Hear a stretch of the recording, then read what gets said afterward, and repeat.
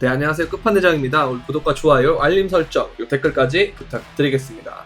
자, 일단은 비트코인이 눌림목에서 생각보다 너무 많이 눌려서 이렇게 되면은 사실 조금 이제 더 내려갈 수도 있겠다라는 생각을 좀 해야 될 때라고 생각하긴 해요. 근데 조금 애매한 것은 요번 주까지는 봐야 된다라는 거. 왜냐하면 이게 보시면 이게 주봉의 200선인데요. 그죠? 주봉에 이제 이게 99 이동평균선이죠.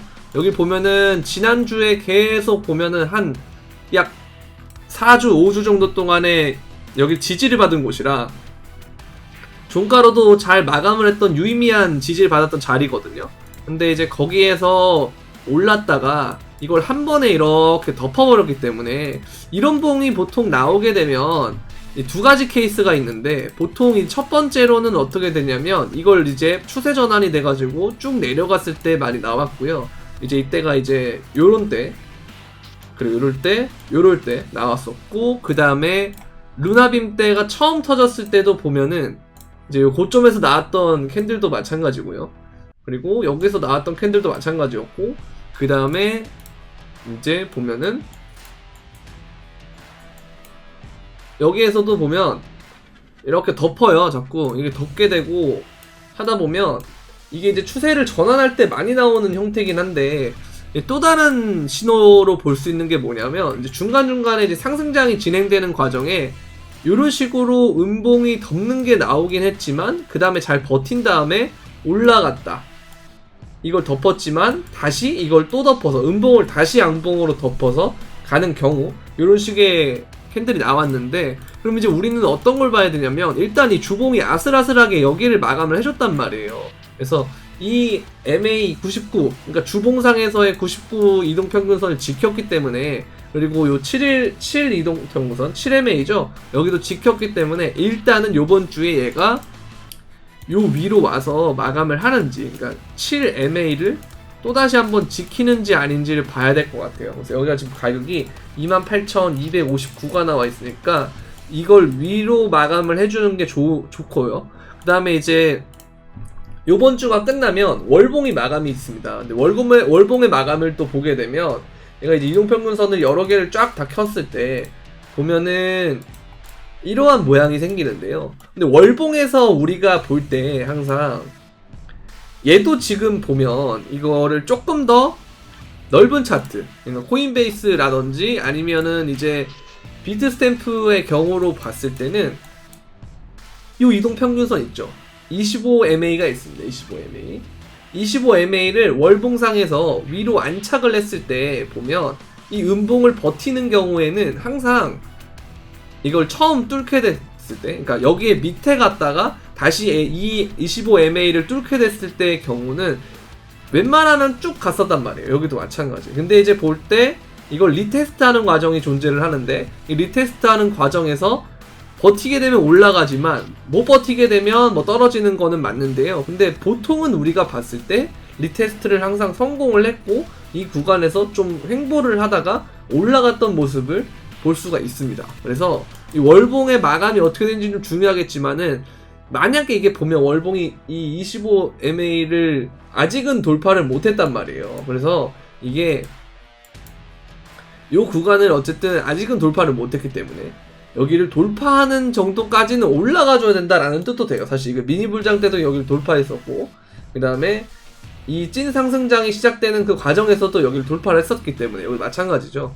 그래서 아직 여기를 돌파를 못했다라고 하는 것은 이 구간에서 아직 올라갈 경우가 많이 남아있다라는 생각을 좀 하긴 하거든요. 근데 이게 어쨌든 코로나 이후로 뭔가 사이클이 좀 바뀌었다는 생각을 저도 하기는 해서, 이전에는 우리가 이러한 다이버전스 형태로 저점이 마무리되는 모양이 거의 없었어요. 이전에 비트코인을 보게 되면 보통 그 외바닥 형태이거나 아니면 쌍바닥인데 보면은 저점을 높이는 이 형태의 쌍바닥이 많이 나왔는데요. 이제 그게 아니고 어느 순간부터 보게 되니까, 우리가 부처빔 때도 마찬가지고 그 다음부터 계속 보면 이 상승 다이버전스라고 그러죠. 그러니까 저점은 낮추고 보조지표의 저점을 높이는 그런 상승 다이버전스가 많이 나오는 형태로 바뀌었기 때문에, 이제 이런 게 어디에서 나오냐면 주식시장에서의 패턴이 그런 게 많이 나옵니다. 그래서 그런 쪽으로 만약에 바뀐 거다라고 하면 아무래도 글로벌 경제랑 좀 동요가 되는 측면이 좀 있을 것 같고요. 그 다음에 두 번째로는 보면은 여기서 아직은 우리가 조금 더 눌려서 좀 시간을 뒀다가 이런 식으로 천천히 가는 거냐 라는 그런 생각도 해볼 수 있는데, 어찌됐든 간에 이 핸들을 봤을 때 주봉상으로 또 요런 부분들과 지금 보면 이렇게 음봉으로 덮은 거죠. 보면 조금 더 크게 확대를 해보면요, 여기서 이제 이 4주간의 좋은 움직임 혹은 4에서 5주 정도죠, 그 좋은 움직임을 이 음봉 하나로 덮었어요. 그래서 이게 되게 안 좋단 말이에요, 이 무빙이. 그래서 이게 추세를 바뀌기 전까지는 여러분들이 좀 매수를 조금 더 자제하는 형태로도 될 것 같고, 아니면 여러분들이 손익비라는 부분에서 좀 생각을 해본다면, 아니면 너무 많은 현금을 투입한다기보다는 제가 여러분들한테 강조했던 50대 50을 얘기할 때 이 중에서 장세가 좋으면 현금을 조금 줄이는 형태를 한다 그랬죠. 근데 이걸 거꾸로 뒤집어서 이제는 현금을 조금 더 많이 보유하는 형태로 해서 뭐 60%나 70% 정도 보유하는 형태로 해서 한 30% 정도를 들어간다든지 하면 그런 거까지는 저는 괜찮을 것 같아요. 근데 그게 아니고 너무 많은 형태를 들어가서 이걸 매수 타이밍이다 하고 들어가기에는 조금 부담이 있는 모양이 아닌가. 왜냐면 이전에 추세를 돌릴 때, 그러니까 상승 추세에서 하락 추세를 돌릴 때 이런 게 많이 나왔기 때문에 요거는 조금 조심해야 될 것 같다라는 생각이 좀 들어요. 그래서 지금도 보면 좀 내려가고 있기 때문에 아직은 좀 조심해야 될 것 같고, 근데 이제 이거를 제가 요게 되게 중요한 이유가 뭐냐면, 이 선이 이제 어디냐면 루나 때 저점, 그리고 여기가 실리콘밸리의 저점인데, 이걸 연결을 한 다음에 요 위에 이 고점들을 한번 쭉 연결을 해보면요, 그러면 주봉에서 연결했을 때 얼추 지금 이 구간하고 비슷하게 맞물립니다. 그리고 여기서 아까 제가 말씀드렸던 MA99 이게 다 맞물리는 지점이기 때문에 이 부분에서는 반등이 나와주고 가격대를 지켜줘야 추가 상승을 이뤄낼 수 있다라는 거, 이제 그렇게 볼 수 있겠고, 이제 그 다음에 제가 또 여러분들한테 말씀드렸던 게 뭐냐면, 한 가지가 또 있어요. 뭐냐면 여기서 이때하고, 그쵸? 이렇게 볼 수도 있어요. 그러니까 요거를 조금 더 진하게 그릴 수가 있는데, 자 뭐냐면 이걸 검은색으로 한번 해볼게요. 이동평균선을 끄고 여기에서 여기까지를 이렇게 좀 해보면 어떤 모양이 나오냐면, 자 이런 형태의 약간 헤드숄더 비슷한 모양이 나오거든요. 그렇게 되면 얘가 리테스트를 한다 그랬을 때 여기까지 리테스트를 하고 올라갈 수도 있겠다라는 생각이 좀 들어요. 그래서 만약 저 구간이 빠지게 되면 한 25,000까지 빠르게 빠질 수가 있기 때문에 한 25,000 정도, 25K 정도를 볼 수가 있어서, 그래서 여기까지를 볼 수도 있기 때문에 이 부분을 좀 생각을 해야 돼가지고, 여러분들 마냥 막 이렇게 뭐 몰빵을 하기에는 좀 그렇고요. 그래서 여기 깨지게 되면 단기적으로는 좀 숏이 유리하지 않겠나라는 생각을 하고 있고, 그러면서 이제 알트들도 제가 알트장 얘기를 방송에서 하면서 한 가지 걸리는 부분이 도미넌스가 올라가는 부분과, 그 다음에 이 차트를 잘 만든 다음에 비트코인이 떨어져가지고 이 차트를 한 번에 깨는 경우가 좀 있어요. 그러니까 어떤 경우냐면, 제가 그 앵커의 얘기도 했었는데, 앵커가 이제 비트코인이나 장세가 좋을 때는 제가 이런 수렴의 형태가 나오면 여기에서 돌파해가지고 이렇게 가면서 올라가는 무빙이 많이 나오는데, 이게 이제 여기서 한 번에 이런 식으로 음봉을 받게 되면 이걸 추세가 이런 식으로 하락 추세로 바뀌게 된다 그랬죠. 그래서 알트들이 대부분 보면 이 주요 이동평균선을 지금 하락으로 마감을 하고 있기 때문에 당분간 알트들은 좀 재미없는 장세가 나오지 않을까. 역시 비트코인도 마찬가지로 재미가 똑같이 없겠습니다만은, 근데 뭐 역시 알트도 재미가 없는 그런 상황이 된다라는 거죠. 그리고 이제 또 한 가지 연결되는 게 뭐냐면 또 이런 것도 있어요. 이제 루나 때 저점과 그 다음에 FTX 직전의 고점, 그 다음에 연결을 쭉 하면 이게 또 요 모양과 연결이 되거든요. 그러니까 어떤 거냐면, 이 모양이 이제 여러분들한테 제가 많이 보여드렸던 모양인데, 자 여기서 이제 뭐 이러한 형태로 여러분들한테 보여드렸던 게 있잖아요. 확장 세기 형태로 이렇게 간다, 확장형 형태로 간다, 이거에 대해서 자꾸 이게 돌파를 했다가 리테스트 했다가 올라가는 듯 하다가 다시 이렇게 부딪히고 있는 상황이라, 이걸 리테스트로 볼 수는 있지만 아까 말씀드린 대로 이게 깨지게 되면 사실 요런 데까지 떨어질 수 있고 요 밑에까지도 볼 수 있는 상황이라 되게 넓잖아요. 이런 형태로 보게 되면. 그래서 고려할 게 되게 많기 때문에 그때가 되면 아까 말씀드린 대로 한 적어도 한 25,000대까지는 떨어진다라고 봐야 돼서 일단은 좀 그게 깨지게 되면 관망을 하는 게 좋을 것 같다라는 생각을 하고 있습니다.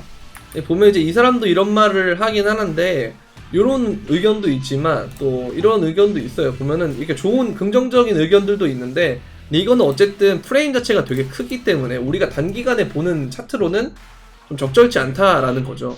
그래서 이런 움직임이 어쨌든 떴으니까 좀 추세적으로 했을 때는 괜찮을 수가 있는데 근데 큰 추세 말고 그 안에서의 작은 추세들은 우리가 생각하는 것만큼 작은 추세가 아닐 수가 있거든요. 그래서 요거까지 좀 고려를 한다면 당분간은 조금 더 지켜보는 게 맞지 않겠느냐라는 생각을 하고 있고 굳이 들어간다면 좀 적은 비중으로 좀 들어가는 게 좋지 않겠느냐 그런 생각을 하고 있습니다. 이런 이제 비중 조절을 좀 할 필요가 있을 것 같다라는 생각이 들고 그래서 이런 것도 이제 비슷하다라고 보고 있기는 한데 모르겠어요. 저는 일단 그나마 긍정적인 걸 꼽자면 이거로 보긴 하는데 요때도 보면은 어쨌든 올라가기 전에 이러한 형태를 만들어주고 세게 이게 헤드앤숄더죠. 헤드앤숄더고 그 다음에 여기서 이렇게 하고 올라갔다가 빠졌다가 여기 또 횡보한 다음에 올라가는 거니까 그러니까 이게 보면 4시간 봉이란 말이에요. 그래서 제가 요번 주나 뭐 당분간 좀 지켜봐야 한다는 게 이런 좋은 모양으로 올라가기 위해서 라는 차트 이런 차트가 설사 그려지더라도 이러한 횡보의 시간이 좀 있어야 된다라는 거. 그래서 이걸 비트코인에 우리 지금 차트로 대입을 해보면 이게 만약에 얘가 지킨다고 하더라도 여기를 지킨다고 하더라도 막 당장 이렇게 올라가는 게 아니고 여기서 어쨌든 이 횡보의 시간을 거치면서 이걸 이동평균선을 좀 폈을 때 이게 지금 다 밑으로 내려가는 형태란 말이에요. 얘가 이제 어떻게 될 거냐면 이동평균선도 얘는 이렇게 내려갈 거고 얘는 이렇게 내려갈 거고 얘도 이렇게 내려갈 거고 이런 식으로 내려가고 얘는 여기서 이런 식으로 바뀌어야 되는 거거든요. 그러면서 이 캔들이 어느 순간이 되면 이 지점쯤 왔을 때 돼야 얘들이 나머지의 이동평균선들이 이렇게 모이면서 이런 밀집되는 형태가 되는 겁니다. 요 모양이 생긴다는 거죠. 그러고 난 다음에 이렇게 올라갈 수 있더라라는 겁니다. 그래서 그 전에 이런 식으로 반등들이 오는 거는 기술적 반등의 가능성이 높으니까 그런 생각을 여러분들이 하셨으면 좋겠고요. 그래서 당분간은 좀 어느 정도는 지켜봤으면 좋겠다라는 생각을 하고 있어요. 대신에 아까 말씀드린 것처럼 이 비중을 조금씩 들어가는 거는 저는 나쁘지 않다고 생각합니다. 다만 손익비가 좋다라는 것은 그만큼 손절 가격이 확실하다라는 거고 손절 가격이 확실하다라는 것은 확실한 손절 기준을 정했을 때 그 기준을 깨면 손절을 하라는 거예요. 손절을 안 하면 안 돼요. 내가 만약 손절을 못할 것 같다 하면 더 밑을 노리는 게 맞습니다. 그렇게 보시면 될 것 같습니다. 그리고 지금 보면 거래소에 있는 비트코인 비중은 엄청 적거든요. 여전히 막 늘고 있지는 않은데 문제가 뭐냐면 이것도 많이 줄어드는 추세긴 한데 이게 채굴자들이 지금 많이 내다 판 게 좀 문제예요. 그러니까 여기서도 팔았을 때 거의 얼마 가지 않아서 고점이 형성이 되고 거의 얼마 가지 않았다는 건 조금 애매하긴 하지만 어쨌든 금방 이게 올라갔다가 조정이 또 주고 올라가긴 했지만 이제 그런 모습들이 나온다는 거죠. 채굴자들이 팔고 그러면 죽고 이런다는 거죠. 그리고 여기서도 팔았고요. 보면 루나 때도 보면은 이때 팔고 쭉 빠졌잖아요. 그래서 이런 부분들 때문에 조금 우리가 조심은 해야 될 것 같고 역대급으로 지금 채굴자들이 많이 팔았다라는 거예요.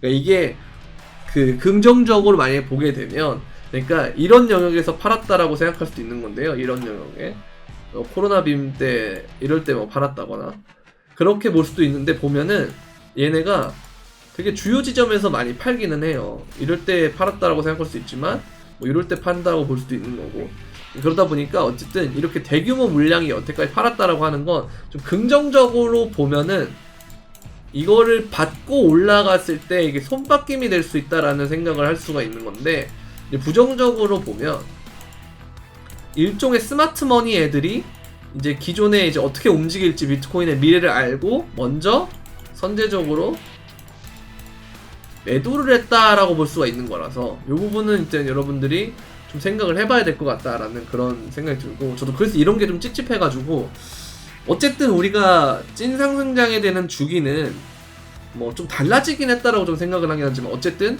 여태까지의 역사적인 주기는 반감기하고 그 다음 연도의 고점이었거든요. 항상 반감기를 하고 그 다음부터 본격적인 상승장이 시작되기도 했고요. 그러면 그 반감기가 2024년이라서 적어도 내년이기 때문에 일단 올해는 조금 이런 부분들에 대해서는 어쨌든 조심하자라는 생각이 좀 들고, 만약에 신고점을 가려고 한다면 제가 계속 신고점 얘기를 혹시 염두는 해둬야 된다라고 생각했는데 그런 말씀을 드렸는데, 정말 신고점을 가려면 어쨌든 여기서 좀 조정을 좀 주고 그 다음에 이 물량들을 받아먹으면서 올려주면, 그러면 손바뀜이 되면서 좋은 움직임 보여줄 수 생각하는데 그런 게 아니고 이들이 여전히 시장을 움직일 수 있는 주역이다라고 하면 그러면 뭐 이들 마음대로 될 수밖에 없는 거죠. 그래서 이런 부분들 좀 생각을 해야 돼가지고 일단 조금 시장을 지켜보면서 차분하게 대응하시는 게 좋을 것 같다라고 생각이 듭니다. 그래서 감정의 동요가 있을 때고 되게 힘들 때긴 하지만 그럼에도 불구하고 여러분들이 어쨌든 이 비중 조절을 좀 잘 하면서 시장을 떠나면 안 돼요. 항상 떠나면 2019년에 떠난 사람들 다 후회하거든요. 결국 언제 돌아오냐면 2021년에 시장 고점일 때 돌아옵니다. 그래서 그런 것들은 좀 지양을 하되 대신 시장을 조금 더 약간 한 발짝 멀리서 바라본다라는 생각으로 하시면 좋지 않을까라는 그런 생각을 하고 있습니다. 자, 오늘 여기까지 하도록 하겠고요. 도움이 되셨다면 구독과 좋아요, 알림 설정, 그리고 댓글까지 부탁드리면서 그럼 안녕.